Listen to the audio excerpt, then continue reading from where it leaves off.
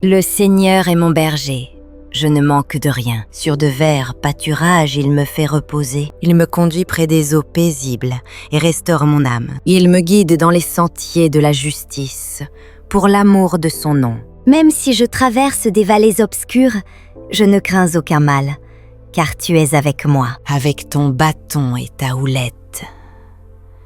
À leur vue, je m'avance sans crainte. Tu dresses une table devant moi, en face de mes adversaires. Tu induis ma tête et ma coupe déborde. La joie et ta faveur m'accompagneront tout au long de ma vie.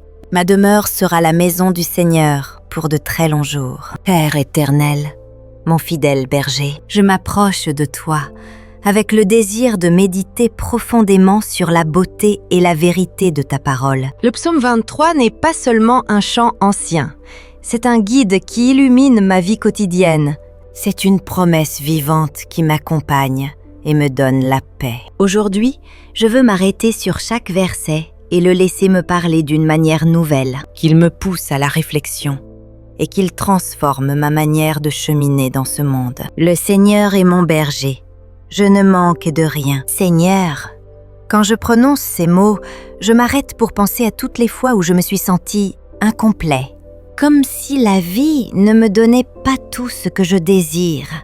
Et pourtant, en y regardant de plus près, je me rends compte que le nécessaire ne m'a jamais manqué.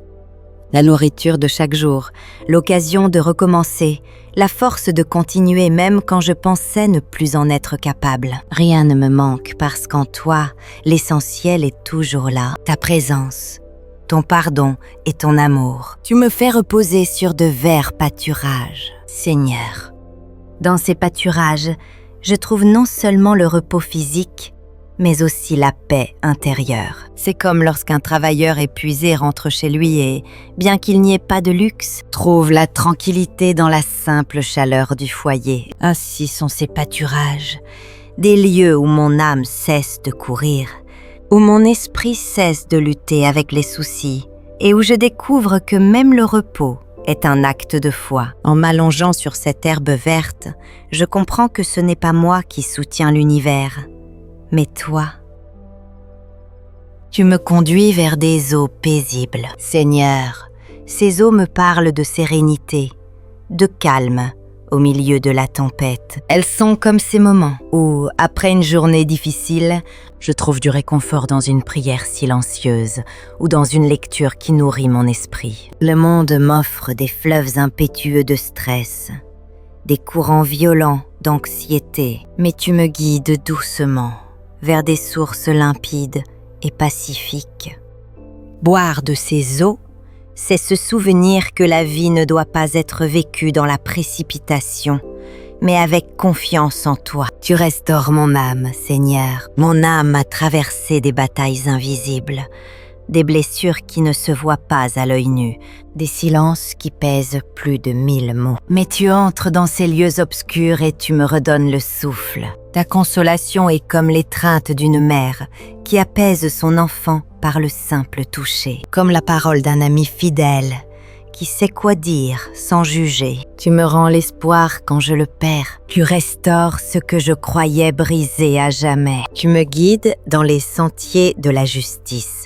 Pour l'amour de ton nom, Seigneur. Il y a des chemins qui semblent attrayants, mais qui mènent au vide. J'ai ressenti la tentation de choisir la voie la plus facile, la plus rapide, la plus confortable.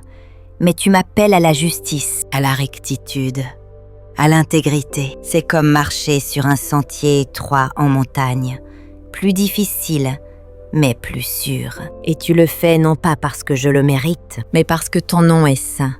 Et que tu veux que ma vie soit le témoignage de ta vérité. Même si je marche par des vallées obscures, je ne crains aucun mal, car tu es avec moi. Seigneur, les vallées d'ombre sont inévitables.